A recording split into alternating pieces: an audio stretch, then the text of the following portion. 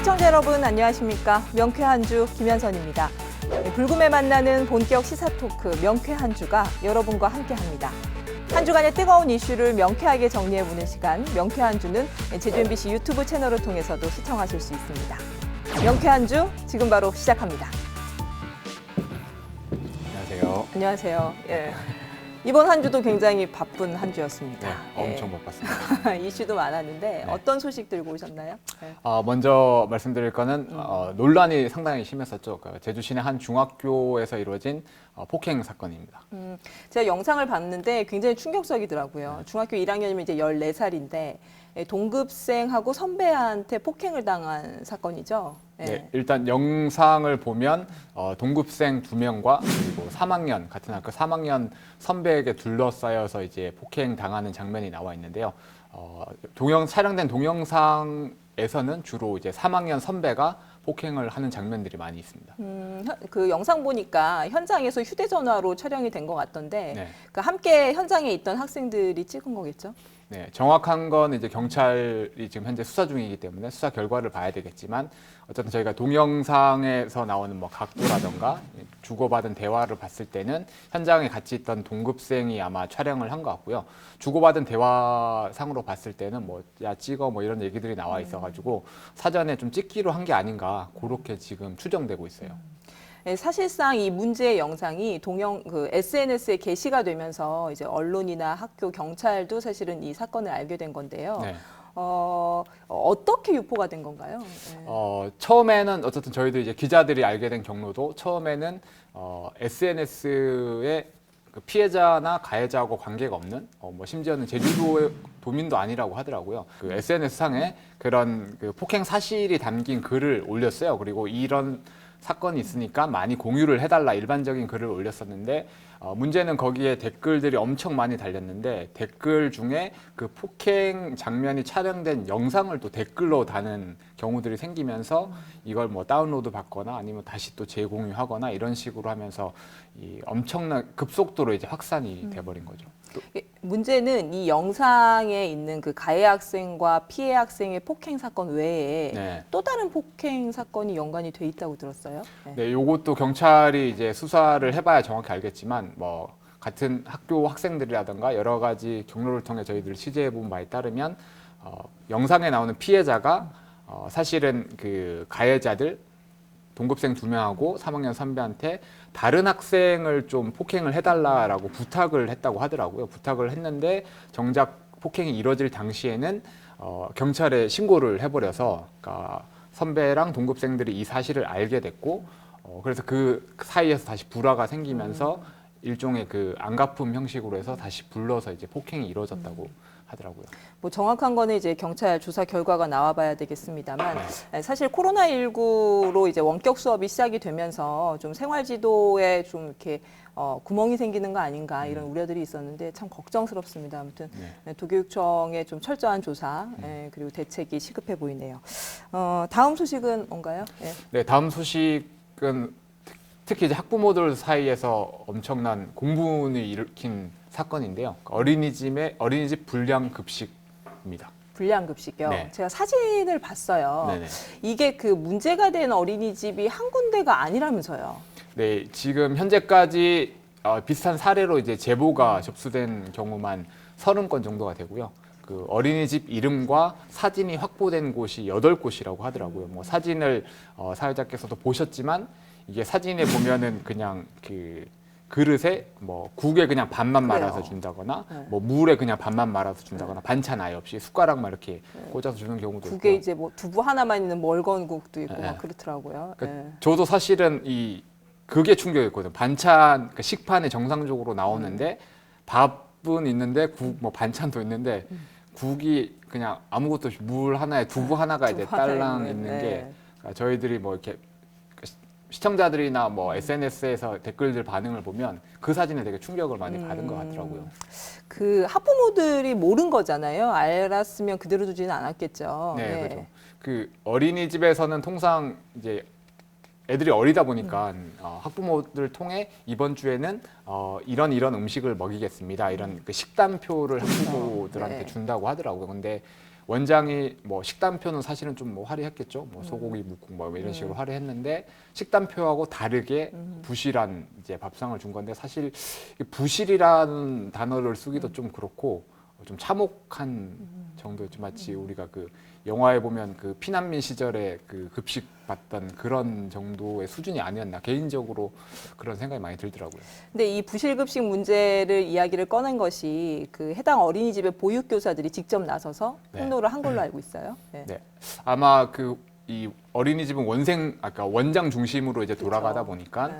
일부 보육 교사들이 이게 해도 지나치니까 여러 차례 원장한테 건의를 했다고 하더라고요. 근데 이게 받아들여지지 않으니까 결국은 일부는 퇴사한 이후에 또 일부는 현직에 남아 있으면서 그 사진 같은 것들을 확보를 하고 민주노총을 통해서 이제 기자회견을 통해서 이 사실을 사실 폭로를 하게 된 거죠.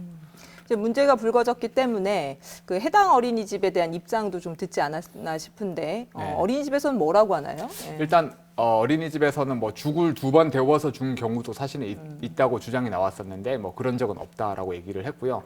또 하나는 이제 그러니까 일부 원생들 같은 경우는 뭐 반찬을 못 먹거나 그러니까 소화하지 못해서 그런 차원에서 이제 뭐 죽을 써서 준다거나 이제 국에 밥을 말아 줬다라고는 해명은 하고 있습니다. 아무튼 제주도가 정확한 조사를 해서 조사 결과가 나오면 뭐 알 일이지만 아무튼 좀 정확하게 조사가 좀 이뤄지고 사실은 이런 것들이 재발되지 않는 대책이 필요할 것 같습니다. 네. 네. 다음 소식 전해주시죠. 네. 네, 저희 단골이죠. 이제 원희룡 지사 소식인데요. 이번에는 측근 인사가 좀 논란이 되고 있습니다. 뭐 제주도지사가 원래 이슈 메이커죠. 예. 네네. 지금 뭐 논란되는 거 보니까 이제 그 정무부 지사 네네. 8개월 만에 사의를 표명한 자리에 지금 40대 변호사를 지명을 했더라고요. 예. 네네. 고영권 변호사인데요. 이 고영권 변호사는 2018년 원희룡 지사가 이제 지방선거에, 그러니까 도지사 선거에 출마를 하면서 그 당시 원희룡 지사 선거 캠프가 있었는데 거기에 그 법률 자문단에 포함되어 있던 변호사였고요.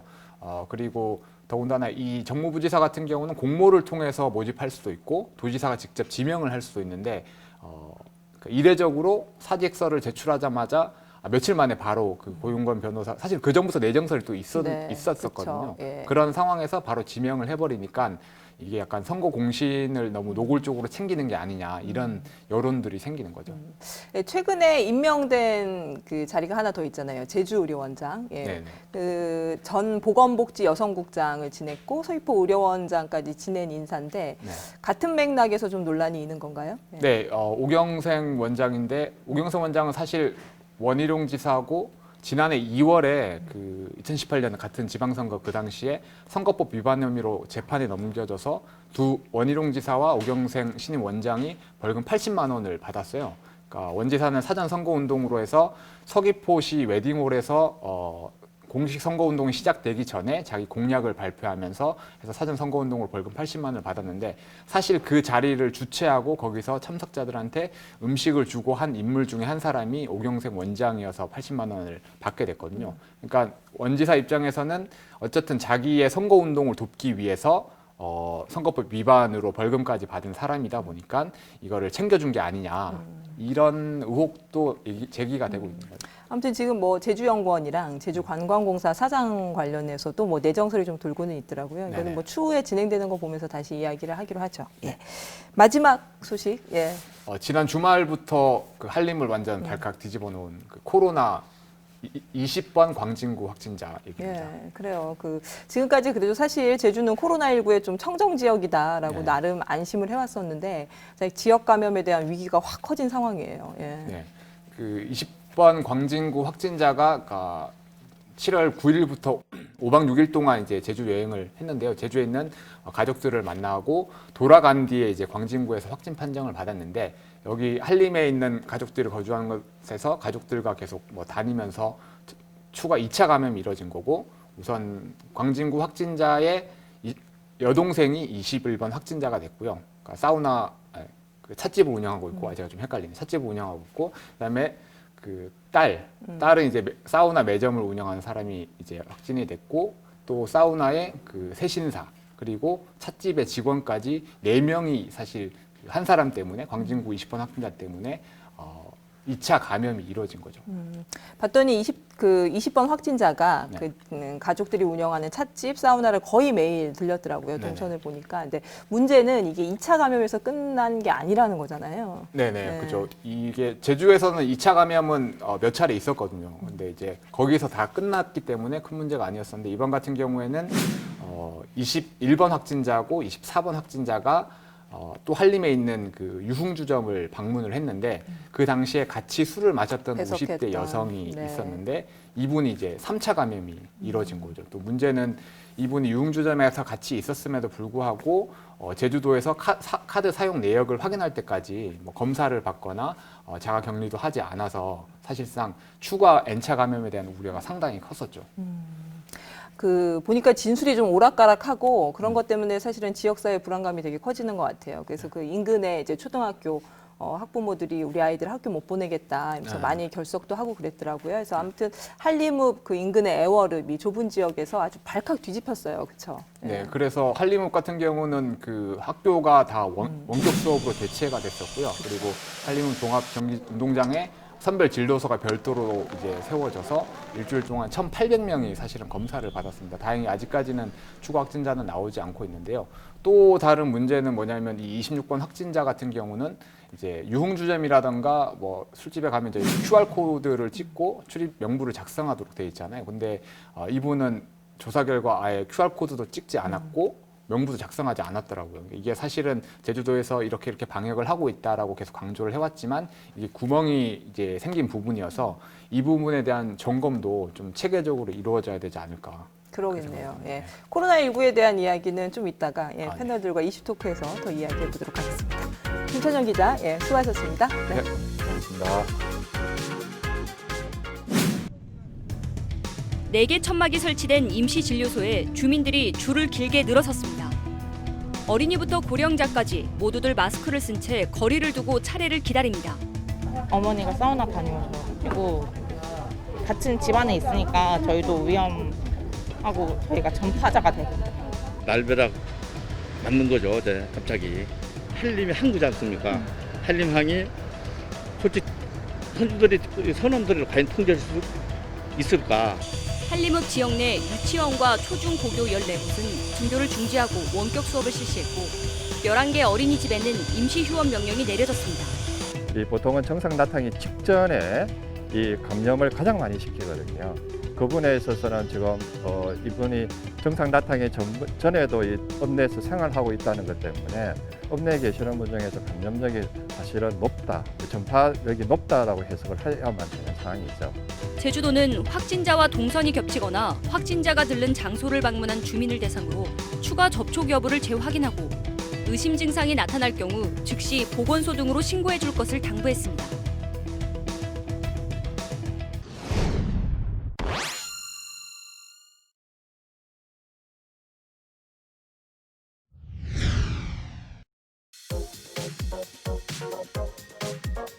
한 주간의 뜨거운 이슈를 놓고 이야기하는 이슈 토크 시간입니다. 안녕하세요. 네, 안녕하십니까. 그 코로나19 국내 확진자가 이제 발생한 지 벌써 6개월이 지났어요. 네. 그 설 연휴쯤에서 이제 중국에서 코로나19 확산되면서 다들 좀 불안했던 기억이 있는데 어쨌거나 국내 확진자가 발생한 지 벌써 반년이 지났습니다. 그래서 오늘 그 코로나19와 관련된 이야기를 좀 해볼까 하는데요. 그 사이에 저희 일상이 굉장히 많이 바뀌었죠. 그래서 저 같은 경우에는 저희 집에 그 현관 입구에 그 마스크 거리가 생겼어요. 그래가지고 들어오면서 걸고 나가면서 이렇게 해서 가고 뭐 요 상황이 됐는데 어떠세요? 좀 그런 일상의 어떤 소소한 변화들이랄까? 그런 것들 어떤 게 있을까요? 네, 저 같은 경우는 어쨌든 도의원 아닙니까? 네, 정치인으로서 상당한 변화가 있었는데요. 저희들 같은 경우는 의정 활동하고 지역구 활동, 민원 해결이 이게 3대 축으로 주요 업인데 이 중에 지역구 활동 자체가 거의 마비됐다고 볼 수 있습니다. 대면이 안 되니까. 예, 그렇죠. 그러니까 보통 가는 데가 경로당, 뭐 자생단체 회의, 네. 뭐 여러 체육대회를 비롯한 행사들 가는데 거의 행사 자체가 없고 회의도 없습니다. 그래서 저 같은 경우는 2월 달부터는 코로나19라든가 이와 관련한 대응해서 의정 활동이 좀 매진하는 편입니다. 주말에도 행사가 거의 없고 경조사정도 조금 가고요. 뭐 집에서 좀 쉬기도 하고 뭐 집에 청소도 할 수 있는 시간적 여유가 있어요. 청소할 수 있는 시간. 결론적으로 좋아지신 거죠? 뭐 좋아지- 좋다고도 할 수 있고 이게 장기화된다면 현역 의원들도 선거를 치러야 하기 때문에 네. 앞으로 좀 불안할 수 있습니다. 특히 그 현장 행사장 중심으로 활동을 하시는 분 네. 의원님들 같은 경우는 그럴 수 있죠. 그러니까 의정 활동에 매진해야 될 시기가 지금이 아닌가 이런 생각을 합니다. 그렇군요. 저 같은 경우는 일단은 뭐 개인적인 사모임 네. 이런 것들도 네. 거의 없어지고 간혹 그렇죠. 예. 한두 명, 두세 명 모이는 건 있지만은 네. 뭐 중요한 거는 단체나 가입되는 것들, 그 동창회 이런 것들이 많은데 거의 취소됐습니다. 문제는 모임은 없어졌는데 회비는 꼬박꼬박 다 나가는 거예요. 그 회비 쌓인 거 이제 어떻게 하나요? 그다음에 두 번째 좀 생각할 수 있는 게 저희 병원도 네. 사실 타격을 많이 입었습니다. 뭐 내과 계통 이런 병원들은 거의 환자가 뭐 3분의 1로 줄었기 때문에 적자 수준에 허덕이는 병원도 꽤 있을 거예요. 이런 차이가 좀 있습니다. 그러게요. 우리 같은 경우에 정당 활동을 하지 않습니까? 25일 날 우리 제주도당 개편대회가 있는데요. 네. 상무위원 한 50명 정도밖에 출입을 못하고 그리고 수만 명이 모이는 그 행사를 잠실체육관에서 보통 8월 달에 전당대회를 하는데 이 자체도 온라인으로 하기 때문에 정치 패턴 자체가 상당히 변화가 있을 거고 선거운동 방식도 이번에 4.15 총선을 계기로 많이 바뀌었다고 생각을 합니다. 뭐 겸사겸사 전당대회 홍보도 하셨나요? 그렇게 하려고 말씀했습니다. 아무튼 최근에 제주는 그래도 코로나19와 관련돼서 조금 청정지역이 아까 제가 앞서 기자랑도 얘기했지만 좀 그런 것들이 있었는데 최근에 그 한림 지역 광진 구발 확진자 때문에 사실은 예. 지역 사회가 지금 되게 불안한 상황이잖아요. 실제 이제 정치인들이시니까 그래도 뭐 요즘 대면이 어렵다고는 하지만 돌아가는 얘기들 많이 들으실 거니까 뭐 어떠신가요? 예. 또 정말- 애월 고향이시죠? 예, 네, 에어룹인데요. 한림에서 이제 에어룹 동쪽으로 이렇게 네. 갔는데 정말 안타까운 게 뭐냐면 이 방역의 기본적인 수칙, 개인 수칙을 지키지 않았기 때문에 벌어진 현상이어서 너무 아쉽다고 생각을 하고요. 이게 1차를 넘어서 2차, 이게 N차 상황까지 왔는데 감염자까지 왔는데 이 문제가 더구나 또 이 관광 성수기 시즌을 앞두고 벌어진 일이어서 매우 안타깝게 생각을 합니다. 앞으로 어쨌든 이 성숙한 시민 의식이 매우 중요할 것 같고요. 이번 문제를 좀 슬기롭게 잘 대응해야 될 것 같고, 뭐 제주도는 방역의 안전지대다 이런 생각을 하면 안 될 것 같습니다. 그래서 이번 기회를 통해서 우리가 많이 좀 느껴야 될 것 같고요. 예, 그렇게 생각을 합니다. 이렇게 막 불안감 호소하시는 분은 없었어요? 어떠세요? 뭐 강 의원님 말씀대로 그리고 서 의장님이 아까 코로나 청정 지역이라고 네. 말씀하셨는데 잘못된 표현. 네, 네. 예. 통계를 봐도 전북, 전남, 그다음에 강원, 충북, 충남 이런 그 시도 대규모 사람들이 모여 있는 시도 빼고 도 단위 보면은 거의 제주도랑 수준이 비슷해요. 제주 70만에 26명이 생겼으면은 어느 지역은 200만인데 50명 생겼고 거의 이렇게 네. 했거든요. 그러네요. 과연 제주도만이 코로나가 없는 청정지대인가? 전혀 아니라는 겁니다. 그러네요. 그랬을 때 우리는 코로나가 제주도도 섬지역이지만은 널리 퍼질 수 있다. 대신 아직도 지금 구석구석에 코로나 환자들이 있을 것이다. 이런 생각으로 해야 되는데 사실 공포스럽죠. 그쵸. 공포스러운데 그냥 자연스럽게 우리가 독감이 유행한다 이런 생각으로 하고 필수적인 어떤 방역도 중요하지만 개인 위생이라든지 필요한 데서는 마스크 쓰기 이런 생활화 이런 것들이 중요하다고 생각됩니다. 아무튼 N차 감염에 대한 약간 우려가 네. 지역사회 전반에 펴져 있는데 그 고병수 위원장님 그 총선 끝난 직후에 그 의사시기도 하니까 대구 의료봉사 현장 예. 다녀오시지 않으셨어요? 예, 뭐 좀. 총선 때 가려고 했는데 못 갔고 총선 4월 15일이지 않습니까? 바로 끝났는데 또 연락이 왔어요. 연락이 네. 와서 갔다 왔는데 사실 그 당시만 해도 확진자가 뭐 4, 50명 발생하고 어느 정도 정리되는 것처럼 보였지 않습니까? 그래서 그쵸. 뭐 할 일이 있을까 해서 일단 가긴 갔는데 그 당시만 해도 대구 경북 지역에 600명 이상 환자들이 입원해 있었어요. 그리고 파견된 의료진들은 다 철수했고 네. 현지 의사나 간호사들이 일하고 있었는데 다 녹초가 돼가지고 교대하는 것도 의미가 있었고 그 속에서 또 일하면서 뭐 나름대로 역할을 하고 왔습니다. 근데 갔을 때 느낌이 제가 제한 지역 뭐 지진 나거나 태풍 불거나 다 많이 가봤지 그렇죠. 않습니까? 의료봉사 워낙 많이 다니셨어요. 근데 대구에서는 색다른 느낌이었어요. 보호복을 입었는데 네. 걸릴 수 있다는 생각, 그 공포감이 그런 건 처음이어서 보이지 않는 공포감이라는 게 그냥 거기에 사는 시민들은 오죽했겠습니까? 네. 그런 생각이 들더라고요. 네, 아무튼 뭐 그 현장에서 이제 제주는 좀 이렇게 가야 되겠구나 이런 생각도 많이 하셨을 거니까 예, 그런 얘기도 저희 본격적으로 좀 예. 해보죠. 아까 뭐 저희가 이제 얘기를 계속 해왔지만 지금까지 아무튼 제주도는 뭐 아까 청정 지역은 물론 아닙니다만 예. 그래도 나름 방역 부분에 있어서 선전을 해온 거 아닌가라는 생각도 드는데요. 좀 평가들을 좀 해볼까요? 예. 제주도가 아까 말씀했듯이 설날 전에 대한민국이 첫 확진자가 발생을 했고 제주도가 지금 26번째 환자까지 나왔는데요. 그동안 어쨌든 제주도 같은 경우는 공항 항만 섬이기 때문에 공항 항만을 잘 막았고 그리고 육지에서 오시는 상식 있는 관광객이라면 마스크를 착용했기 때문에 지금까지 큰 문제가 없었는데 이번에 이게 N차 감염까지 나온 것 같고요. 앞으로 제주도 같은 경우에 이러한 문제 해결을 위해서 제가 그런 생각을 했습니다. 육지를 저도 몇 번 갔다 왔는데 공항이나 항만에서 관광을 왔을 때 관광객들이 기본적인 수칙에 대한 좀 홍보 이런 것들이 좀 부족했다 생각을 하고요. 기내에서도 항공사 협조를 구해서 제주도 관광을 올 경우에 각 항공사를 협조를 구해서 기내에서 반드시 이런 홍보를 할 수 있는 시스템을 좀 갖추면 어떨까 이런 생각을 좀 해봤습니다. 예. 방역 체계 가동된 부분은 이렇게 보시기에 뭐 잘 되고 있는 건가요? 아니면 좀 수정이 필요한가요? 제주도 같은 경우는 초기부터 지금까지 쭉 그 대책위 활동부터 해가지고 살펴봤습니다. 네. 살펴봤는데 일단 우리가 흔히 K 방역, 한국의 방역 체계가 우수하다 해가지고 전 세계 모범 사례로 이렇게 네. 보여지기도 하고 네, 홍보도 되지 않습니까? 제주도는 거기에 맞춰서 발맞춰 나갔다 생각돼서 특히 뭐 제주도가 더 잘했다, 잘못했다 이런 생각 들지는 않습니다. 네. 정부 지침에 따라간 것 같고 그래서 정부의 어떤 K 방역은 성공적이었다 저도 그렇게 평가를 하는데 문제는 그 이후입니다. 네. 그까지는 좋았는데 흔히 전문가들이 이런 얘기를 합니다. K 방역 지나서 K 의료, K 미래 대응은 낙제점이다. 지금 보다시피 환자가 아주 확진자가 없어질 줄 알았지만은 한 40명, 50명 선에서 왔다 갔다 하지 않습니까? 이게 지속될 거예요.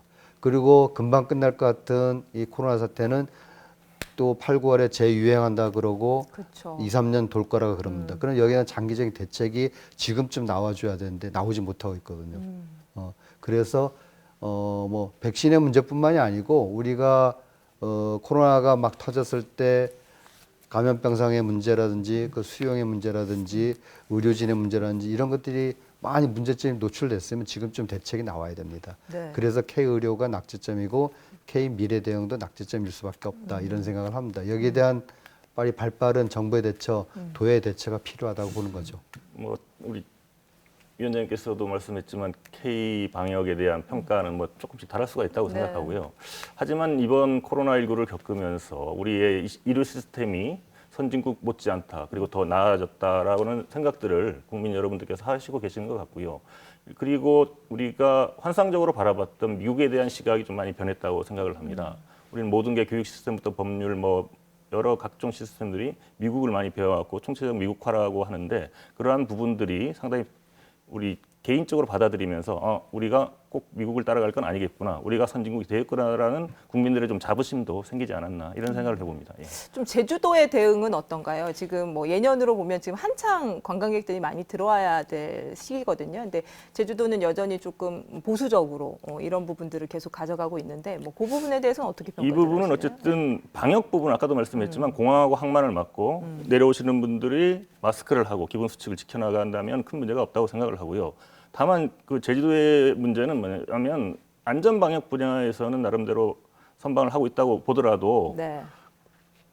경제적인 문제, 민생적인 문제를 같이 두 마리 토끼를 잡으려고 해야 되는데 이 부분이 좀 이따 얘기했지만 상당히 좀 문제가 있다라고 좀 지적하지 않을 수 없습니다. 저는 뭐 방역이란 거는 뭐 초동 대처, 네. 그다음 초기 대응 이렇게 봅니다. 거기에 대해서는 뭐 여러 가지 뭐 잘 하고 있거나 준비가 돼 있는데 두 번째 의료적인 측면이라든지 단기 대처, 그다음 중장기 대처 이런 것들은 아직 준비가 안 됐다고 보고 그럼 지금 일단은 뭐 방역에 대해서만 먼저 급하기 때문에 말씀드리면은 네. 관광객들이 이제 지금 오고 있고 7, 8월 달에 많은 수가 올 겁니다. 거기에 대해서는 사실 지금보다 더 잘할 수는 없어요. 근데 저는 그렇게 생각해요.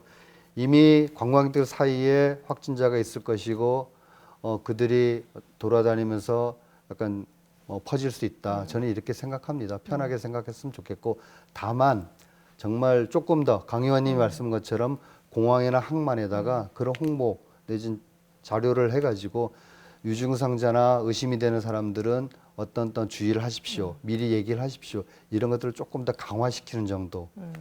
이 정도밖에 없을 것 같아요. 어차피 저희는 섬이다 보니까 예. 이제 관문에다가 그리고 보건환경연구원이 이렇게 검역 활동들을 하고 있는데 그쪽에 네. 인력들을 확충하는 부분들을 빨리빨리 좀 진행을 시켜야 될 것 같거든요. 의료진들이든가 그쪽 종사자들이 상당히 피로감을 많이 느끼고 있다고 생각하기 때문에 그런 부분, 세세한 부분들 신경을 써야 되고 우리가 메르스 이후에 2015년도 메르스가 있었지 않습니까? 그 이후에 서울시를 비롯한 다른 광역지자체, 기초까지 몇몇은 해서 그 감염병 관리 예방 관련한 조례들이 만들어지고 나름대로 활동들을 했는데 제주도 같은 경우는 그 부분이 부족했는데요. 앞으로 특위가 구성되면 그 부분도 지금 거의 좀 손을 보고 있는 상황입니다. 네. 그래서 그런 활동들이 좀 필요하겠다 이런 생각을 합니다. 어쨌거나 이 코로나19 사태가 조금 이게 길어지면서 사실은 그로 인한 여러 가지 타격들도 있잖아요. 지금 뭐 아무튼 경제가 굉장히 어렵다고 하고 5월달 자료인가요? 보면 제주 지역이 아무튼 전국에서 가장 심한 타격을 입었다. 서비스 판매 같은 경우에. 뭐 그런 통계 데이터들도 나오고 지금 그러고 있어요. 예.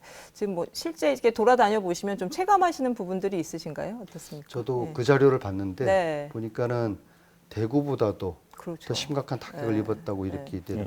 관광 분야, 그다음 뭐 그 여러 중소상공인부터 시작해서 소비 물가 지수도 그렇고 그랬을 때 우리가 이제부터는 이게 중기 대책이 필요한데 다녀보면은 사실 이번에 재난지원금이 나오기 전까지만 해도 전쟁터와 같은 상황이었습니다. 네. 골목은 텅 비고 식당에는 정말 1명, 2명 정도 뭐 손님만 앉아 있고 그런 상황이었죠. 참 비참했습니다. 그리고 며칠 전 그 한림 네. 에어컨 터지면서 네. 제가 주말에 사무실도 왔다 갔다 운전을 해보면 차량이 확실히 줄었습니다. 아, 그래요? 그런 일들이 벌어지면 그 며칠 사이에. 아무래도 학부모들이라든가 어르신들께서 움직임이 좀 뜸해지는다는 느낌을 들고요. 지금 경제적인 측면을 말씀했는데 코로나19 이후에 6개월여 동안 상당한 피해가 있었습니다. 가장 피해가 큰 데가 관광 산업이지 않습니까? 그렇죠. 예. 2016년 사드 2017년 터지기 전에 360만 명의 외국인이 왔었는데 네. 그 이후에 사드 이후에 잠시 안 좋다가 2017년 이후에 좀 좋아졌다가 올해 같은 경우에 1월 달에서 5월 달까지 4만여 명밖에 외국인 관광이 안 와서 예년 대비해 같은 기간 대비해서 95% 가까이 이렇게 외국인 관광이 줄어들었고 국내 관광객은 지금 조금씩 회복세가 있지만 지금 한 35% 이상 좀 줄어든 상황이고요. 지금 어제 오늘 뭐 언론에 보도됐습니다만 기업 대출이 많다는 겁니다. 그만큼 관광업계를 비롯한 각종 피해업계에서 대출을 많이 받고 있는데 이게 1조 3,500억 정도 되는데 같은 기간 동안 예년에 비해서 지난해에 비해서 16.3% 정도 증가를 했고요. 아까 말씀했지만 카드 사용액이 상당히 중요한데 제가 2월 달 대비 코로나19 이후에 2월 달 카드 사용액을 제가 처음 봤었는데 그때 25%가 줄어서 금액으로 2,500억 정도 그러게요. 예. 줄었었거든요. 이게 대구보다는 그때 네. 대구보다는 더 큰 네. 피해가 있었고 지금 2월에서 5월까지 21% 줄어들어서 전국에서 가장 크고요. 지금 서비스업과 2차 산업인 건설 산업이 침체가 되면서 코로나19 이전부터 좀 침체기를 겪고 있었지 않습니까? 네네. 그래서 지금 일용 고용이라든가 이쪽에 1만 4천 명 이상이 이렇게 줄어드는 상황이어서 걱정이 되고요. 재난지원금이 잠깐 풀려서 그때는 조금 괜찮지 반짝해서 않았나요? 소비자 심리 지수가 1.1% 정도 올랐다는 통계가 나왔는데 반짝인데 이 부분도 좀 관리를 도해서 잘 했어야 되는데 이런 부분이 좀 아쉬운 부분이 좀 있습니다. 어쨌거나 이제 제주도에서가 이런 뭐 경제 상황이나 이런 것들 대응하겠다고 하면서 지금 2차 추경 예산 제출해서 도의회에서 지금 심사 중인데 뭐 들리는 얘기들은 사실은 뭐 코로나 추경이라고 하지만 코로나는 없다. 예, 명분은 코로나인데 세출 구조조정만 재정 적자 때문에 세출 구조조정만 너무 과하게 했다. 뭐 이런 목소리들이 들리는데요. 실제 어떻습니까? 예. 그 보면은 문화 분야, 네. 그다음에 복지 쪽, 그다음 단체도 그냥 뭐 소모적인 단체가 아니고 꼭 필요한 그런 장애인 단체라든지 이런 복지 단체들이 있습니다. 거기 예산들을 일방적으로 삭감을 해버렸어요. 통보를 해가지고 제가 네. 몇 가지 조사를 해보니까 통보를 해서 100% 환수할 거냐, 50% 환수할 거냐 결정해라. 그리고 도에서 지원을 받는 단체들이 많기 때문에 그렇죠. 뭐 방법이 없거든요. 그런 것들이 참 답답했고요. 뭐 선별적으로 한다든지 그렇게 했어야 되는데 그런 부분이 좀 있었습니다. 우리 위원장께서 말씀했지만 제주도정이 좀 사고의 전환이 필요할 거라고 보는데요. 이 추경 문제만 해도 그렇고 다른 시도 같은 경우에 3월에 이미 세종시는 공무원이 많은 동네지 않습니까? 그건 네. 추경 안 해도 됩니다. 왜냐하면 네. 공무원들 월급 다 받기 때문에. 다 추경을 하고 거기에 민생경제 활성화, 업계 지원 뭐 이런 내용들이 있었는데 뭐 도지사부터 시작해서 다른 시도는 뭐 안전 방역 관련한 예산 이런 것들 때문에 좀 했다 이렇게는 그건 아니거든요. 3월 달부터 이렇게 했고 재난지원금도 우리보다는 20일에서 한 달 정도 일찍 접수를 받고 나눠주고 이렇게 했는데 이러한 부분에 있어서 지역화폐 문제도 마찬가지입니다. 상당히 좀 우리가 좀 한 템포 늦게 가는 것이 아닌가. 그리고 제주도정이 이 코로나19 사태에 대해서 일어나는 민생 피해, 경제 관련한 피해에 대해서 너무 안일하게 대처하는 게 아니라는 생각을 할 수밖에 없고요. 지금 실질적으로 아까 추경 얘기 나오니까 이해가 있습니다. 이번 추경이 985억 정도 순증이 됐다지만 아까 얘기한 여러 각종 문화 축제 사업들 뭐 이렇게 삭감을 해서 또 만들어내고 했는데 실질적으로 계산을 해보면 코로나19 추경이라고 하지만 민생과 안전 그리고 경제 추경이라고 하지만 실질적으로 20%에서 많이 잡아도 30%밖에 그 예산이 편성이 안 됐습니다. 그리고 국비 매칭이 됐거든요. 국가 정부 차원에서 3차 추경을 했지 않습니까? 근데 실질적으로 지방비 매칭 사업은 643억, 안전 방역까지 포함한 겁니다. 경제와 민생 관련 예산은 너무 500억도 안 됩니다. 미흡하다. 지방비 아. 매칭은 500억 정도 안 내고요. 그래서 이게 빚 좋은 개살구 같기도 하고요. 너무 세출 미흡하다는 예산 얘기시네요. 효율화를 위한 예. 추경이었다. 2,750억 예. 요걸 해서 좀 맞추기 위해서 네. 추경을 한 게 아니냐 이런 네. 의혹들이 있는 거죠. 예. 아까 위원장님 잠깐 얘기하셨는데 그 이제 행사 부분들 너무 일방적으로 다 취소하는 거 아니냐 얘기를 하셨어요. 그러면 그 지금 위원장님 얘기는 이제 뭐 방역이나 이런 수칙들을 강화하고 뭐 이렇게 해서라도 그런 것들을 어느 정도 가져가야 된다고 보시는 건가요? 그렇죠. 일단은 뭐 지금 해야 될 일이 아까 말씀드렸듯이 재난 상황에서는 단계별 대처가 필요합니다. 뭐 짧게 말씀드리면 제가 2015년도 네팔 대지진 갔을 때 금방 의료진이 투여되지 않아요. 네. 그 매몰된 사람 구해내고 네. 진짜 죽어간 사람 살려야 되는 게 일주일. 그리고 거리나 도로, 다리가 다 무너졌기 때문에 접근할 수가 없습니다. 그것에 대한 뭐 수리 이런 것들이 먼저 되고 그다음 의료진이 파견되거든요. 2단계, 3단계 이런 게 있듯이 이 코로나 같은 감염병도 재난이지 않습니까? 네. 그럼 단계별 대처가 필요합니다. 과연 정부에서 도에서 이런 단계별 인식을 하고 있는가? 이번에 도에서 특위가 만들어졌기 코로나 네. 대응 특위가 만들어졌으니까 그런 전반적인 그림 속에서 지금 단계에서 무엇을 할 건지 장기적으로 무엇을 할 건지 그림을 그려야 되는데 그 방역은 초기 단계입니다. 아까 말씀드렸듯이 거기서 조금 항만이나 공항에서 조금 더 신경 쓰면 될 일이고 사실 여기서 크게 더 할 일은 없어요. 근데 원희룡 도지사님은 항상 기자회견할 때 한 발 앞서가겠다는데 한 발 앞서간 게 없습니다. 처음 기조가 너무 그대로 간다고 보시는 답답해요. 건가요? 네. 한 발 앞서간다는 건 뭐냐면 두 번째 의료적인 스텝이 있어야 부분 되는데, 우리 네. 격리병을 얼마나 확보할 것인가 이거 하나만 보더라도 시뮬레이션을 해봐야 됩니다. 우리가 지금 26명의 환자가 왔지만 대구처럼 터질지 어떻게 합니까? 네. 100명의 환자가 갑자기 터졌다. 200명, 500명이 터졌다. 이렇게 했을 때는 어떻게 대응할 것인가? 여기에 대한 민방위 훈련을 우리가 해야 돼요. 코로나 감염병 대응에 대해서. 그리고 100명의 환자가 발생했을 때는 제주도 감당 못합니다. 왜? 격리병상 60병상밖에 없어요. 50군가. 그리고 중환자. 대개 노인들은 50% 이상이 중환자실로 가게 됩니다. 그 중환자 격리 병상이 6개밖에 없어요. 네. 그 어떻게 감당할 겁니까? 그리고 육지로 갈까요? 환자가 못 갑니다. 자체 내에서 해결해야 돼요. 그러면은 공공의료를 어떻게 이 부분을 강화할 것인가? 그리고 사립병원들을 어떻게 협력해서 가지고 폭발적으로 환자가 늘었을 때 어떻게 대처할 것인가? 이런 것들에 대응을 하는 게 두 번째 단계인데 네. 안 하고 있지 않습니까? 세 번째는 경제적인 부분인데 나중에 말씀드리겠고 네. 그런 것들이 좀 아쉽다는 거죠. 우리 위원장께서 말씀했듯이 문화 축제, 각종 행사들이 제주도 네. 지역 특성상 많거든요. 모임도 많고. 그래서 이런 행사들 보조금 사업을 다 삭감해버리면 경제에 타격이 올 수밖에 없고 그분들이 고용을 잃어버리는 거 아닙니까? 그렇기 때문에 이런 보조금 사업은 업종별 피해 지원을 못할 거라면 그냥 집행을 하고 그 대신 비대면, 철저한 방역, 그리고 철저한 정산을 조건으로 무슨 성과가 어떻게 나왔다, 사람의 몇 명 모였다 이런 거 신경 쓰지 마시고 좀 그냥 추진하면 좋지 않았을까 생각을 합니다.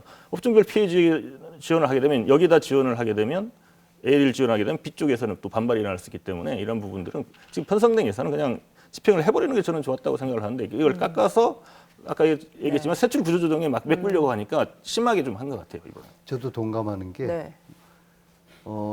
다는 아니더라도 일부 행사라든지 이런 것들은 진행을 하는 게 맞다. 좀 조심하고 위생 수칙 같은 걸 지키면서 좀 대규모가 모이지 않는 방식으로도 하는 게 맞다. 저도 이렇게 생각합니다. 이런 것들을 이게 장기화에 대한 대책이 없는 거죠. 길게 갈 때 하나하나 이런 것들을 조심하면서 했을 때 경제가 그래도 조금 돌아가는 게 있는데 언제까지 이렇게 갈 겁니까? 그러게요. 이와 관련한 업종에 종사하시는 분이 제주도가 특성 네. 때문에 많아요. 지금 대책위원회도 꾸렸는데 103개 업체인가 이렇게 해서 대책위원회 꾸려서 자기네는 막 일을 하고 싶대요. 어떤 축제 행사에 따른 예, 예. 어떤 그런 그 협력 워낙 업체 같은 많습니다. 것들이죠. 예. 어쨌든 의회에서 이번에 아까 뭐 위원장님 잠깐 얘기하실 때 포스트 예. 코로나 대응특위 이번에 예, 예, 구성한다고 하시는데 간단하게 뭐 어떤 역할을 하게 될지 소개를 잠깐 하고 넘어갈까요? 예. 이 대표 발의를 제가 했고요. 네. 28일 날 구성안이 통과되면 그 선임안까지 같이 통과시키려고 하고 있습니다. 시간이 없기 때문에 저는 어쨌든 그렇게 생각합니다. 그 코로나 19는 우리의 새로운 삶의 방식을 요구하고 있기 때문에 이러한 큰 대전환의 시기에 정치의 역할은 무엇인가? 정치가 즉 먹고 사는 문제를 해결해야 되기 때문에 정치인으로서 도정도 마찬가지로 지방의원이지만 뭔가 역할을 해야 되겠다는 생각에서 이렇게 하게 됐고요. 이 특위를 통해서 제주의 어쨌든 미래 비전에 대해서 다시 한번 성찰하고 내다볼 수 있는 기회가 됐으면 좋겠고 가장 먼저 하고 싶은 건 도지사가 직접 경제를 챙기게끔 좀 하고 싶습니다. 지금 실질적으로 이 상황에서 뭐 방역할 때 가끔 지사께서 기자회견 나오시긴 하는데 네. 경제 관련 챙기는 거 아까 얘기했던 분들하고 간담회 한번 여는 거 이게 거의 눈이 잘 안 보이거든요. 스킨십이 예, 부족하다. 이재명 지사, 경기도지사하고 상당히 비교되는 지점이라고 네. 그러는데 그분께서는 어쨌든 경기도를 중심으로 보고 항상 일을 하더라고요. 재난소득, 지역화폐, 뭐 신천지 행정명령 뭐 이런 것들이 좀 안 보입니다. 그래서 지사가 좀 중심이 돼서 좀 했으면 좋겠고 아까 얘기했던 감염병 조례를 비롯한 제도 개선 분야 그리고 미래 어쨌든 제주의 미래 전략을 짜는 부분들 이런 부분들 좀 전반적으로 공공기관의 역할들까지 고민할까 네. 하고 있습니다. 예. 예. 도에서 지금이라도 코로나 대응 특위가 만들어진 거는 다행스러운 일인가요? 네, 의사로서도 그렇고 부담스럽습니다. 상당히 잘했다고 생각되는데 네. 너무 늦었습니다. 너무 늦었어요. 이게 3, 4월 달에 나와야 돼요. 네. 제가 그때 질병관리본부랑 얘기도 하고 관련 자료들을 모아보니까는 이미 3월 달에 대구 이후에 이건 전국 확산이고 이거는 장난이 아니구나 이런 느낌을 받았고 결론을 내려서 총선 기간이지만 선거운동도 중지했거든요. 네. 사실 많은 사람들이 그런 걸 판단했는데 그때 만들었어야 됐어요. 그러게요. 그때 만들었어야 되는데 너무 늦었고 예. 네. 죄송합니다. 좀 얘기를 이어가. 어쨌거나 지금 코로나가 전문가들도 그렇고 지금 뭐 벌써 반년이 지났잖아요. 그래서 앞으로 코로나랑 더불어 살아가야 될지도 모른다. 앞으로 뭐 1, 2년, 2, 3년까지는 그럴 수도 있다. 그리고 코로나 이후의 시기도 지금과는 다른 시기가 될 것이기 때문에 대비를 해야 된다. 이런 얘기를 하고 있지 않습니까? 그래서 저희가 이제 그거에 대비를 해야 되는데 제주의 이제 중요한 산업이 이제 관광 산업이 되게 중요한 산업 중에 하나잖아요. 그래서 어떤 정책 방향을 어떻게 가져가면 될까 이런 얘기들을 좀 해봤으면 좋겠어요. 예. 뭐 선거 기간 때도 많이 고민을 해봤습니다. 그 부분. 그래서 뭐 어느 정도 정리된 생각들은 그겁니다. 우리가 이제 제주 산업이 새로운 비전을 만들어내야 된다. 네. 지금처럼 관광 같은 경우는 그렇지 않습니까? 사드에 휘둘려 또 일본 불매운동에 휘둘려 그다음 이번 같은 감염병 사태에 휘둘려 이러면 이게 들쭉날쭉하는 산업 형태거든요. 뭐 거기에 마찬가지 중소상공인들도 마찬가지고 여러 산업들이 그렇습니다. 그런 경우에 이런 안정적인 지속가능한 제주를 만들기 위해서는 네. 관광 산업 자체가 변화해야 된다. 지금처럼 대규모 개발 사업. 관광객들을 받는다든지 네. 이런 것들이 아니고 통계도 나왔습니다. 가족 단위, 개인별 단위 그 관광객들이 제주도에 뿌리는 돈들이 더 많더라. 네. 그러면 그런 것들을 아기자기 만드는 과정을 해야 하는데 제주 관광이 다시 뜨게 된 이유 제주 올레지 않습니까? 그렇죠. 그다음 생태 관광, 테마 관광 여러 가지 주제들에 대해서 지원을 하고 그런 개발해내고 이랬을 때 많은 1,500만 명, 2,000만 명 관광객이 아니고 한 500만 명, 1,000만 명 이내 사람 들어오더라도 제주 환경도 살고 관광객도 충분히 즐기는 그런 제주를 만들 수 있거든요. 그런 사고의 전환과 지원이 필요하다고 봅니다. 예. 저도 한 말씀 하겠는데 우리 위원장님께서 아까 말씀하신 부분에 얘기했는데 제가 코로나19 이후에 3차례 보도자료를 냈습니다. 여러 가지 네. 분석을 해서 3월 6일 날 제가 조속한 추경과 도의회 특위를 구성해야 된다. 네. 이렇게 제가 했었고요.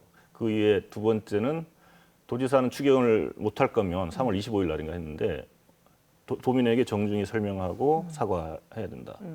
이렇게 했고 세 번째는 추경을 워낙 안 하니까 네. 경제 방역은 빵점이다라고 저 예결위 회의 전에 치고 나갔는데 좀 아쉬운 부분입니다. 정말 아까 말이 맞고요. 이 부분에 있어서 우리가 정치인들이 코로나19라는 대변혁의 시기에 코로나 재난의 상황에서 무엇을 할 것인가, 어떻게 할 것인가에 대한 고민이 지점이 필요했고 이행을 못한 부분들은 우리가 정말 도민들한테 사과해야 된다고 생각을 하고요.